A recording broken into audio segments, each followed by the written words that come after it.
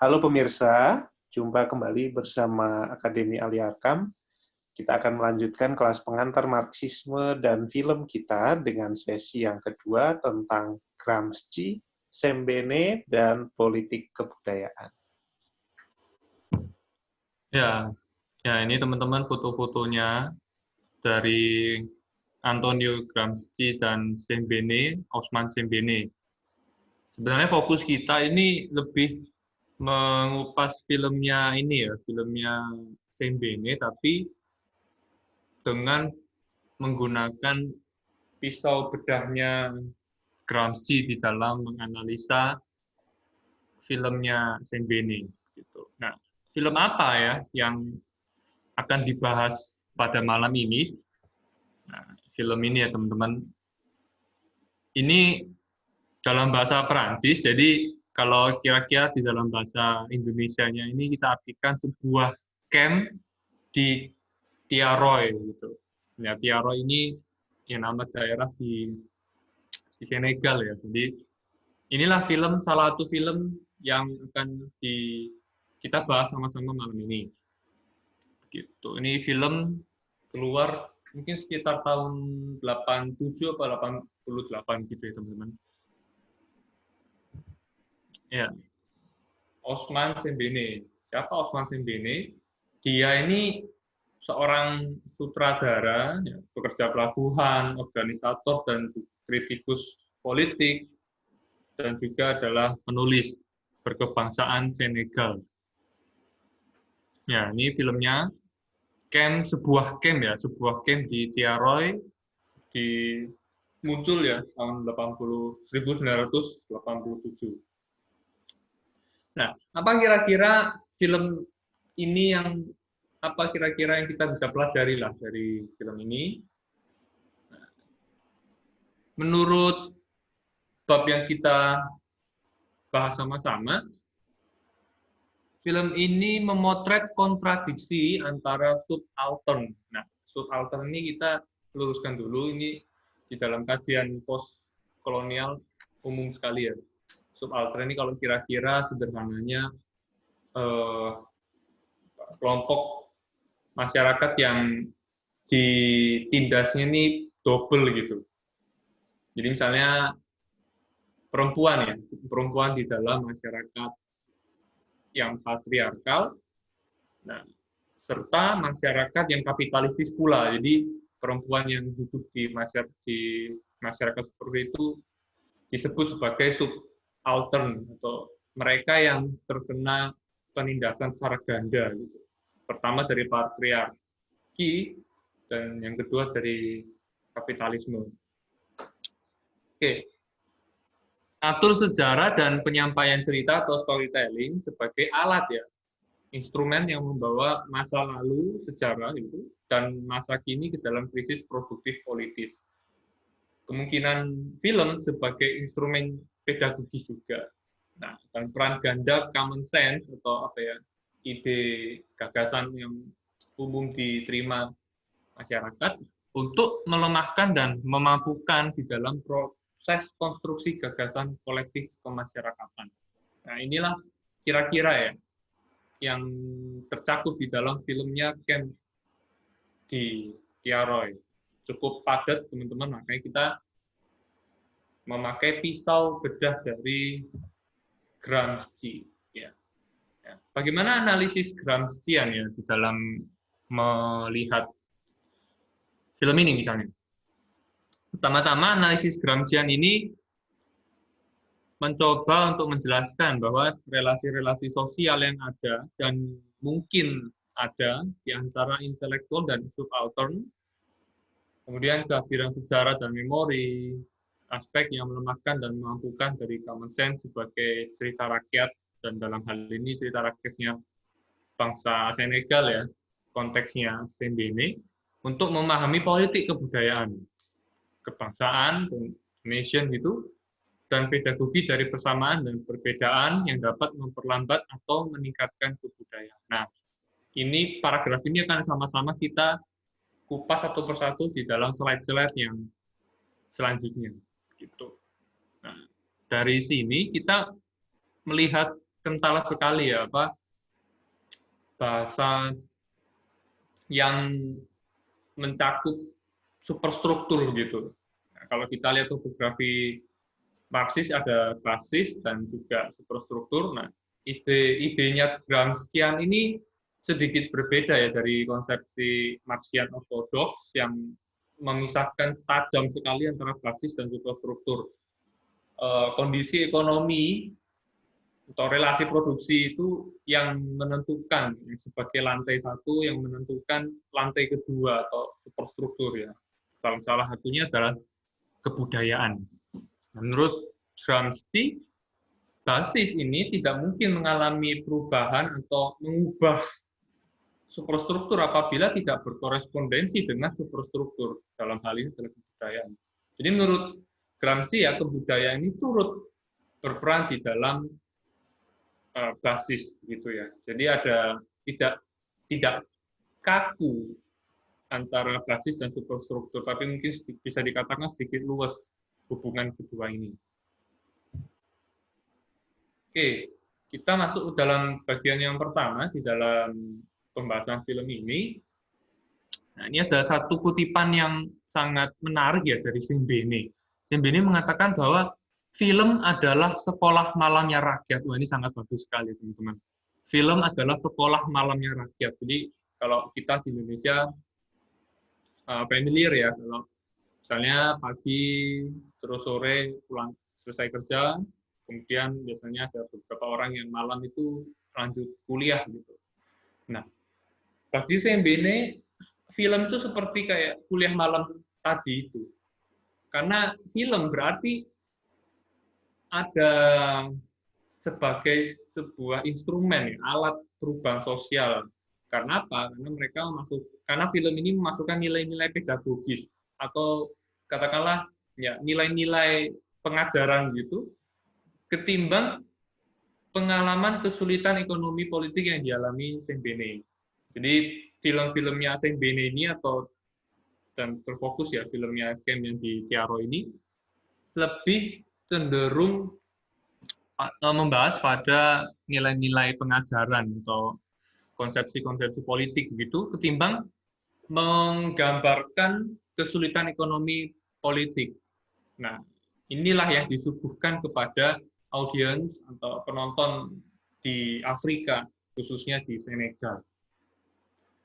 Nah, Sembene termasuk sebagai kaum intelektual ya di dalam konteks ini yang bergerak di dalam dunia perfilman untuk mendidik rakyat. Nah, meski Sembene tidak bergerak misalnya di dunia sastra, dunia akademis dengan segala macam makalah ilmiah dan riset dan yang berbau akademis begitu. Nah, Sembene lebih bergerak pada bidang kebudayaan, bidang perfilman terutama. Nah, Sembene ini bisa kita kategorikan sebagai seorang intelektual ya, yang berfungsi untuk mendidik rakyat yang tengah berjuang ya atau mengalami luka-luka kolonialisme pada waktu itu. Kenapa? Karena Senegal seperti negara-negara lain bekas koloni, kebudayaan adalah alat untuk melayani kepentingan kolonial tentunya.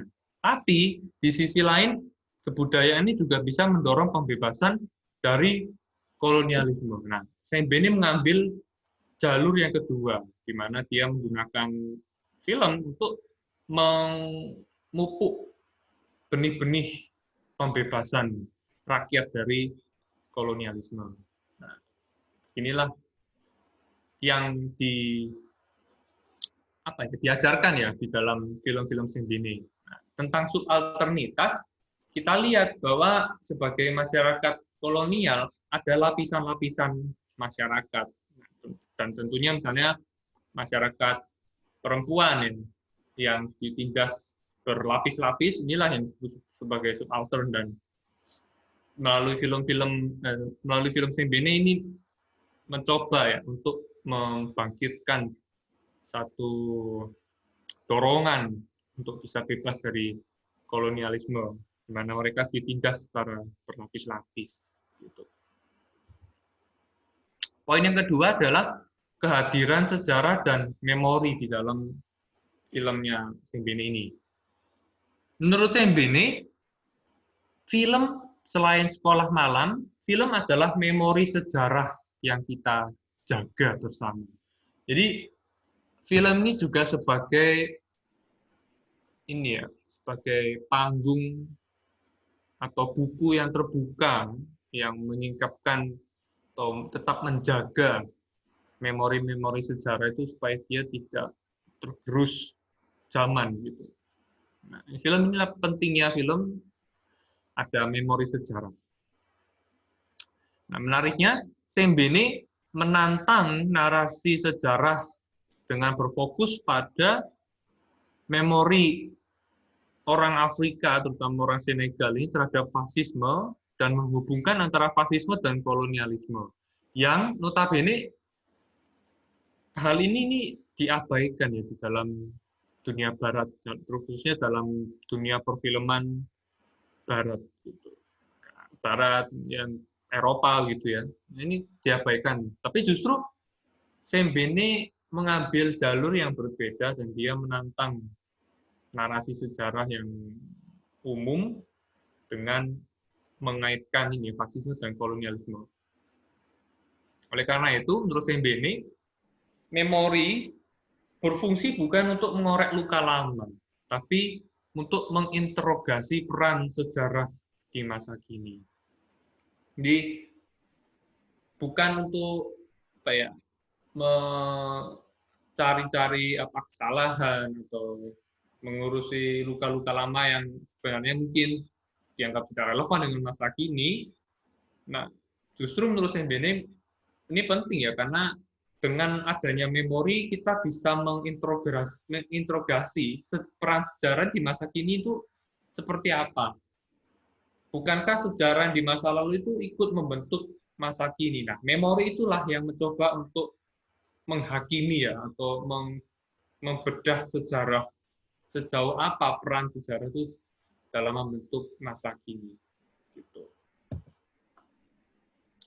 Ya, selanjutnya adalah common sense dan cerita rakyat atau folklore. Sembene mengajak penontonnya untuk mempertanyakan dan mengkritisi tradisi lama yang diceritakan turun-temurun. Nah, ini sangat relevan sekali ya dengan kita yang di Indonesia, juga sebagai negara bekas kolonial Belanda, dan masih banyak atau lekat ya dengan nilai-nilai feodal begitu. Perlu ya untuk mempertanyakan atau mengkritisi tradisi-tradisi lama yang diceritakan turun-temurun dan seolah-olah tidak ada evaluasi, tidak ada usaha untuk mengkaji ulang. Nah, justru di sini Sembene lalu filmnya mengajak penonton untuk menanyakan apakah tradisi yang ada sekarang ini itu kita terima begitu saja atau bagaimana gitu. Disitulah peran filmnya Sembene. Dengan cara apa? Nah, Sembene memasukkan slogan, kata-kata, bahkan nubuatan atau ya nubuatan-nubuatan dari tradisi kebudayaan lokal gitu ya, yang berasal dari tradisi lama. Nah, pentingnya apa? Dua hal ini, common sense dan cerita rakyat. Nah, di sini kita kembali kepada Gramsci. Gramsci mengatakan common sense dan cerita rakyat menyingkapkan gema masa lalu, gema sejarah yang terlihat di dalam bentuknya yang kekinian, yaitu pendidikan dan budaya populer, yang sebenarnya dianggap tidak menawarkan gagasan alternatif. Dia hanya membeo masa lalu. Dia tidak ada terobosan yang mencoba untuk menggedor ya tradisi yang hanya membawa masa lalu dengan bentuk atau bungkusnya yang lebih berbeda. Selanjutnya bahasa. Nah, ini juga tidak kalah penting ya teman-teman. Film ini, filmnya Sembene, mengandung bahasa Afrika dan bahasa Inggris ya, bahasa orang Eropa, terutama Prancis yang mengingatkan kepada penonton bahwa narasi kolonialisme dan neokolonialisme ini meski mirip tapi mereka tidak sama. Sebabnya adalah bahasa memampukan manusia untuk unjuk gigi, show off gitu, beradaptasi, bertahan hidup di masyarakat, tapi tidak serta-merta mengubah konsepsinya tentang dunia.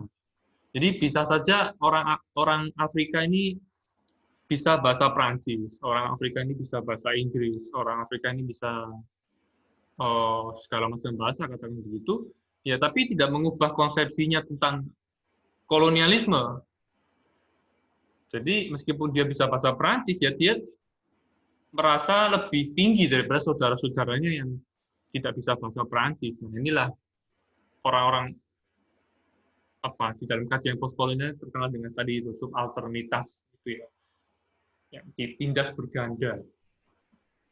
Nah, jurang antara penjajah dan terjajah ini dijelaskan dalam bentuk di dalam film ini ya. Si penjajah membutuhkan penerjemah untuk berkomunikasi dengan orang yang dia jajah. Padahal mereka menggunakan bahasa itu. Nah, melalui bahasa, kolonialisme mencoba mendirikan tembok ya, atau tetap mempertahankan jurang tetap ternganga lebar. Dengan apa? Adanya penerjemah supaya seakan-akan saya dengan Anda ini adalah dua dunia yang berbeda, gitu. Tetap menjaga jarak. Dan dalam filmnya Sembene ini juga ada tentang kebangsaan dan pedagogi persamaan dan berbeda. Ini apa maksudnya? Nah, Sembene ini menggambarkan negara memiliki peran ganda. Satu sisi, keberadaan negara ini berfungsi untuk melawan dominasi kolonial. Ya, ini kita lihat buktinya ya di dalam kebangkitan negara-negara Asia Afrika, Konferensi Asia Afrika, dan Pak Ganivo gitu, games negara untuk menantang Olimpiade gitu. Namun di sisi lain, negara ini juga bisa ya berfungsi sebagai tanda persatuan, otonomi, kekuasaan dari satu komunitas untuk menuju pada kebebasan dari intervensi asing. Jadi peran ganda ini yang sangat disoroti oleh Sembene, melawan dominasi kolonial dan juga untuk mempertahankan satu kebebasan dari intervensi asing, imperialis asing. Nah, oleh karena itu, bagaimana pertanyaan dengan identitas agama misalnya, atau ras, atau etnis. Nah, mungkin saja orang-orang yang mendukung kemerdekaan Senegal juga dari orang Prancis atau orang Eropa. Bisa saja yang justru menolak kemerdekaan Senegal juga orang Senegal sendiri. Nah, bagaimana ini? Pertanyaannya menyangkut tentang identitas. Ya, karena apakah katakanlah negara Senegal ini hanya orang-orang Senegal gitu? Nah, dalam film ini Sembene mencoba menjelaskan ya. Ia berfokus pada persoalan ekonomi. Jadi kita lihat motif Marxiannya, ada basisnya. Basis ini yang menjadi akar dari eksploitasi kolonial. Dengan demikian, kalau kita tarik implikasinya, ya politik kelasnya lebih fundamental daripada politik identitas. Kelas yang dieksploitasi ya di dalam kolonialisme inilah yang seharusnya bersatu untuk melawan kelas yang mengeksploitasi dirinya. Jadi mau agama apapun, mau ras apapun, mau etnis apapun, selama dia mendukung kemerdekaan atau pembebasan dari kolonialisme, dia masuk di dalam kategori ini. Ya, teman-teman jangan lupa kami terus mengingatkan supaya kita subscribe, like, follow, komen, add, dan share akun-akun kami dan juga postingan-postingan kami di YouTube, Instagram, dan Facebook. Sampai jumpa di sesi-sesi berikutnya.